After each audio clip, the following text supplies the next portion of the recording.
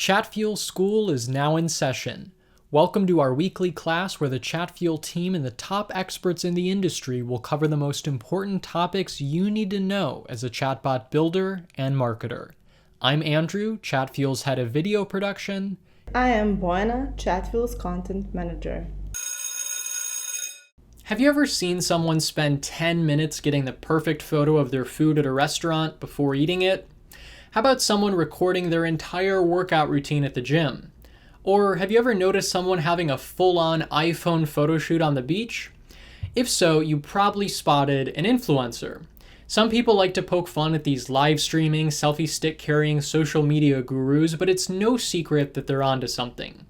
Influencer marketing is the fastest growing method for online customer acquisition for brands, especially for e-commerce.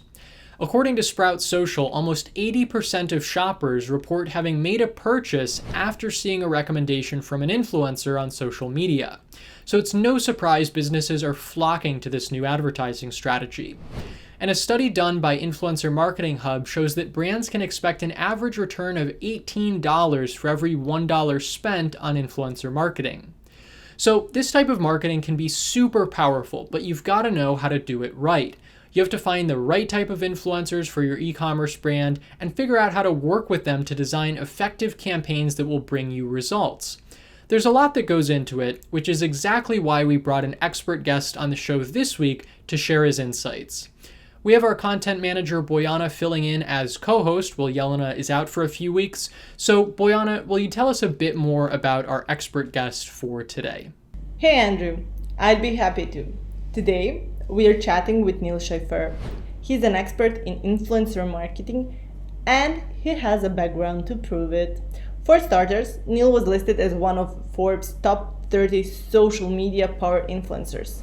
He regularly speaks at social media conferences around the globe, such as Social Media Marketing World. He's written several books about digital marketing, including one called The Age of Influence, which is a 300-page guide on influencer marketing. 300 pages. Imagine that. How crazy. When he's not speaking at events or writing award-winning books, Neil teaches about social media at Rutgers Business School. Fun fact about Neil, he currently lives in California, but he previously lived in Japan for 15 years. During that time, he was a drummer in a band that released 2 albums. Now, instead of music, Neil's all about teaching brands how to drum up more business using influencer marketing. So let's get right into his expert advice. His first tip for e-com brand is do not go after major influencers and big celebrities right away. Instead, start with customers and even employees who are already familiar with your product. This is where I would start looking for your influencers because they're already talking about you. They already have brand affinity. It's just a matter of really converting them into becoming part of whatever long-term program you create and leveraging that brand affinity for your marketing objectives. It makes perfect sense when you think about it. Your existing customers already know, like, and trust your brand, so it's only logical to get them to spread the word about products they already use. Neil is saying that you should make them the foundation of your influencer marketing strategy before you branch out to bigger, more official influencers. One great example that comes to mind is Coca-Cola's Share a Coke campaign. It's the one where they printed the 250 most popular first names on Coke bottle labels. By the end of the campaign, more than 500,000 people had posted photos of themselves enjoying the drink on social media with the hashtag #ShareACoke. So this type of grassroots influencer marketing can be really powerful. Plus, you get the added bonus of more long-term relationships with these people rather than one-off promos with bigger influencers. But once you've laid that foundation and are ready to start looking for those bigger influencers, Neil has another piece of advice to help you find the right ones. Essentially, his tip is don't judge an influencer by their number of followers alone. So number of followers is a convenient way for the influencer marketing industry who are pushing influencers and who charge different rates for people with different followings It's a convenient way for them to sort of productize influence and to market influence in terms of number of followers. I think what might be more interesting for any brand out there that wants to work with influencers is maybe not number of followers, but maybe number of engagements per post average. Or maybe where do they appear in search results? Actually, that reminds me, the early days of Facebook. You remember that back then, brands would pay a lot of money to run ads just to get more page likes. But then, social media evolved. They realized that those are just vanity metrics, and they still are, up to this date. So, you should look beyond an influencer's follower count and see how engaged their audience really is. That is a way better indicator of whether their followers will actually buy your products. Think of it this way. An influencer with 5,000 super engaged followers will probably sell more products to you than an influencer with 50 or 100,000 followers who never comment or interact with their content. In fact, the influencers with big followings but low engagements might have bought their followers.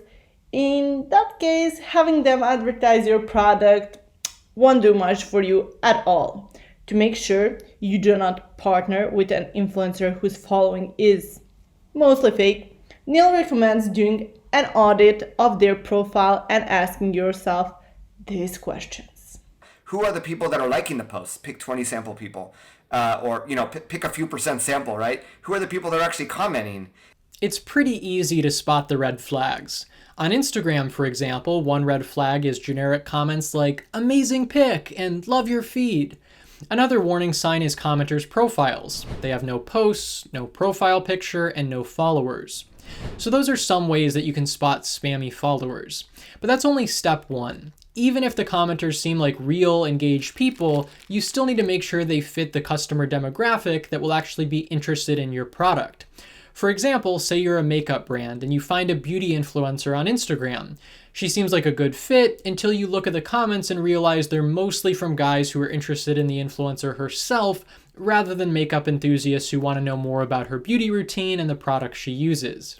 That probably wouldn't be a very successful influencer campaign for you. So once you do this investigating and find an influencer who seems like a good match for your brand, what next? We wanted to hear from Neil. How do you start the partnership conversation with an influencer? Sometimes you'll lose the opportunity because the influencer just wasn't interested in what you were offering. So while you can be very clear in offering something, you want to make sure that the influencer is actually interested in that, right? And that's why in many cases you might want to have a more open-ended conversation before you commit to something, before you offer something. Or if you offer something, you offer a few different alternatives, thinking that one of them the influencer might find attractive. Okay, this step is crucial. To get an influencer to work with you, you have to make your offer enticing and interesting to them specifically. For example, let's say you're running e-com store that sells vegan snacks. You might offer a free 3-month supply of your snacks to an influencer in exchange for doing a promotion on their Instagram account. Amazing offer. I wouldn't reject that. But if they just promoted a vegan energy bar company a few weeks ago and they got a 3-month supply of bars from them, what then? In that case, they might prefer to have cash or gift card from you instead of filling up their house with even more snacks. That's why Neil's advice of keeping the conversation about your offer open-ended is smart. Now, let's take a quick break to check one of creative examples of influencer marketing. This McDonald's commercial harnesses the power of celebrity influence to advertise their food. We'll be back in 30 seconds.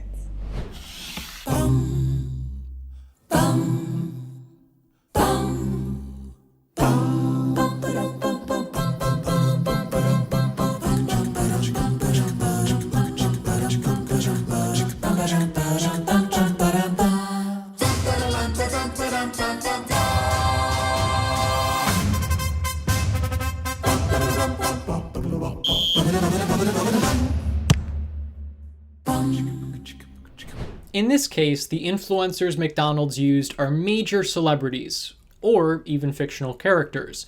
They're so well known that it gets people's attention and suddenly makes them want a hamburger. And by the way, kudos to whoever thought of showing the salad for Julius Caesar. Well played. So before we were talking about how to avoid a common mistake e-commerce brands make when partnering with influencers, which is offering them an incentive they don't care about. Neil shared one other common pitfall brands and agencies should try to avoid, and that is micromanaging how the influencer posts about your product. I think that as marketers, we still want to retain control, and we want to control the message.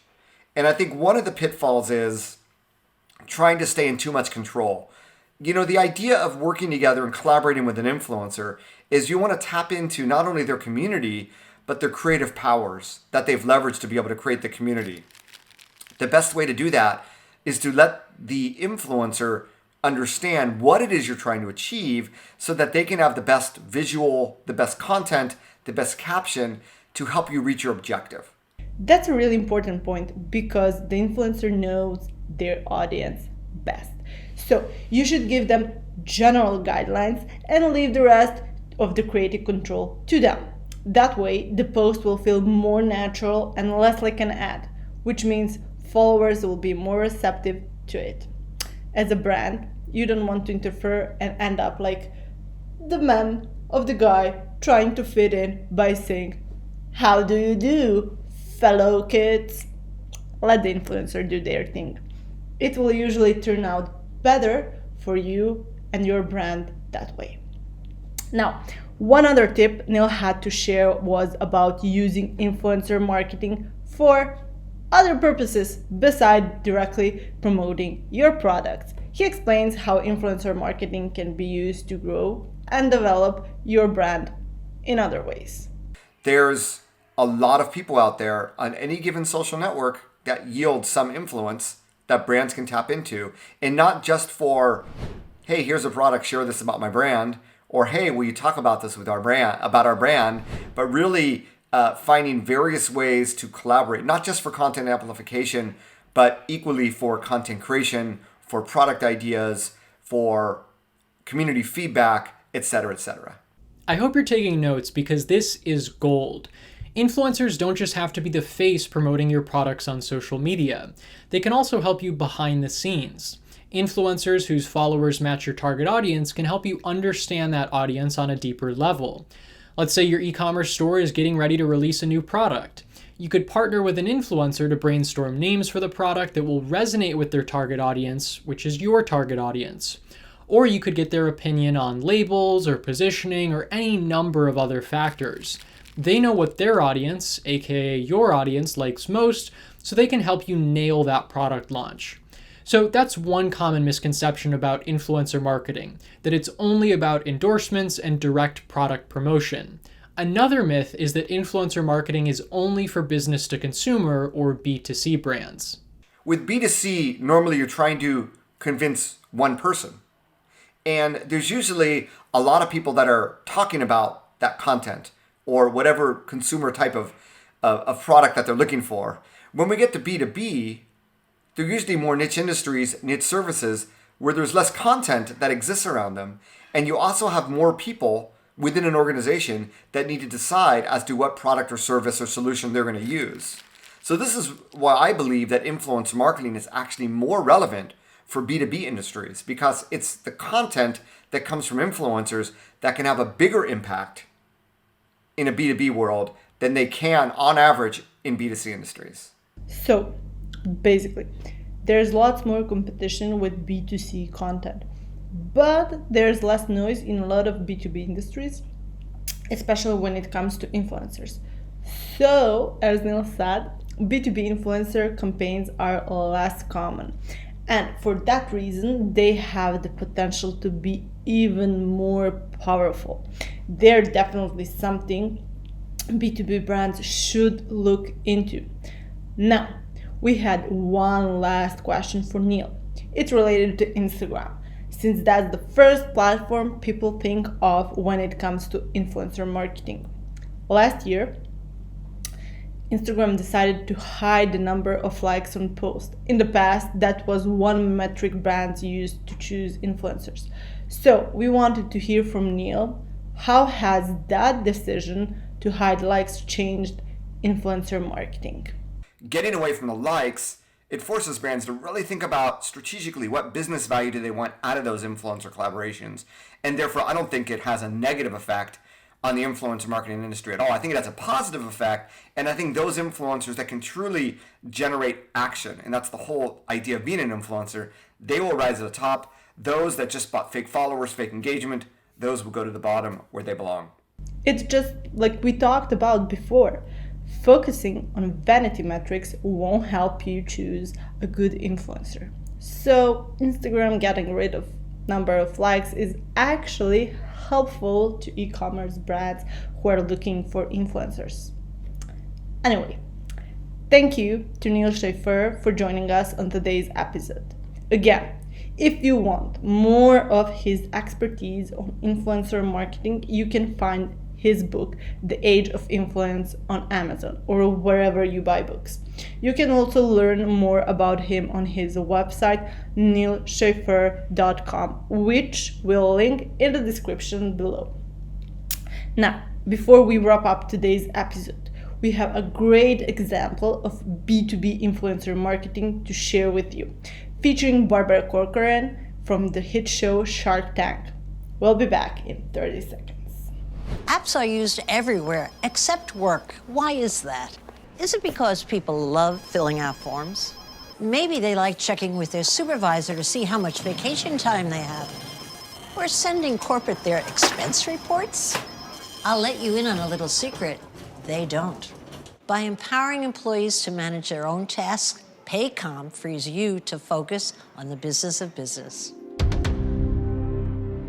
All right, so we're back with the 3 key takeaways from today's episode on influencer marketing. Number 1, leverage your existing customers first. Before reaching for the stars and celebrities in your influencer marketing campaigns, encourage your existing customers to share your product or service on social media. They already know, like, and trust your brand, so it'll be easier to get them to promote it. Number 2, let the influencer control the narrative. As marketers, we're wired to want to control every detail of what's being said about our products. However, we need to loosen our grip when it comes to influencer marketing. Trying to exert too much control over the messaging and creative your influencers publish will make the post feel unnatural and out of place, which can negatively impact the success of the campaign. And number 3, tap into influencers for customer insights. Yes, influencer marketing is about promoting and selling products, but it can be so much more than that. If you choose the right influencer, you can gain powerful insights about your target customers. So ask for their feedback about things like product ideas or campaigns. Tap into their expert knowledge and creativity related to your mutual target audience. So that's it for today. Join us next week, same time, same place, for another episode of Chatfuel School. Thanks for attending class today at Chatfuel School. Subscribe to our YouTube channel for even more actionable and educational content. And don't miss out on next week's class. Click the link in the YouTube description to get a reminder when we go live. We'll see you again next Friday at 8 a.m. Pacific. Happy botting.